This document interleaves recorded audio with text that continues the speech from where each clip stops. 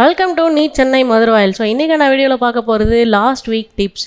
So NEET exam இன்னும் few வீக்ஸில் தான் இருக்குது. ஸோ இதில் நாம் என்னென்ன டிப்ஸ் எல்லாம் தெரிஞ்சுக்க போகிறோன்றது பார்ப்போம். டிஸ்ட்ராக்ஷன் ஃபஸ்ட்டு கண்டிப்பாக உங்களுக்கு டிஸ்ட்ராக்ட் ஆகும். ஸோ நான் எதில் டிஸ்ட்ராக்ட் ஆக போகிறேன்? நான் மொபைல் பார்க்க போகிறேன், நான் ஃபோன் பார்க்க போகிறேன், நான் படிச்சுட்டு தானே இருக்கேன். ஸோ இந்த மாதிரி டிஸ்ட்ராக்ஷன் கிடையாது. ஸோ என்ன மாதிரிலாம் உங்களுக்கு டிஸ்ட்ராக்ஷன் வரும் அப்படின்னா, பேப்பர் லீக் ஆகிடுச்சு.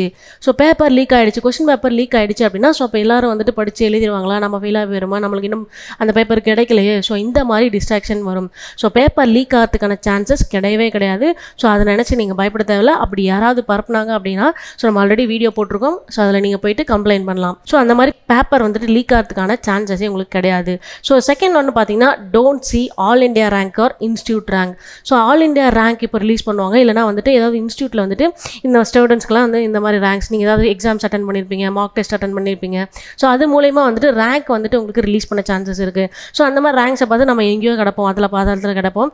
ஸோ அதையெல்லாம் பார்த்து நீங்கள் நம்ப வேண்டாம்.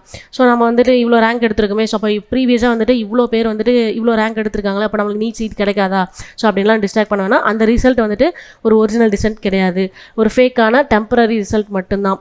ஸோ அதனால் நீங்கள் அந்த மாதிரி டிஸ்ட்ராக்ஷன்ஸில் டைம் வேஸ்ட் பண்ணாமல் நீங்கள் படிச்சுட்டே இருக்கலாம். Next preparation. ஸோ நீங்கள் ப்ரிப்பரேஷனில் கவனமாக இருங்க. ஸோ டெய்லி 3 hours பயாலஜி படிங்க, 3 hours கெமிஸ்ட்ரி பாருங்கள், அண்டு 4 hours ஃபிசிக்ஸ் பண்ணுங்கள். கண்டிப்பாக மார்க் டெஸ்ட் எழுதி பாருங்கள். கொஷின் பேப்பர்ஸ் எல்லாமே ரிவைஸ் பண்ணிக்கிட்டே இருங்க. So next revision.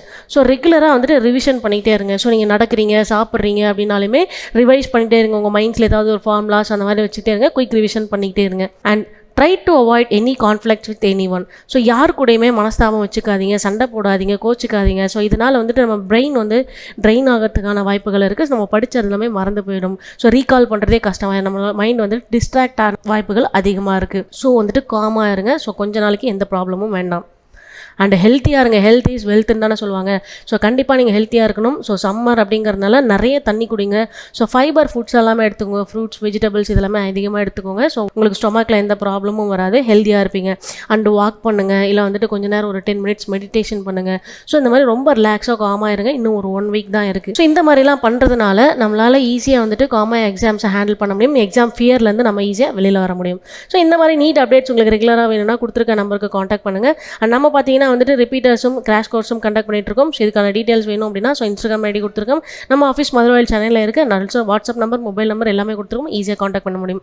தேங்க்யூ.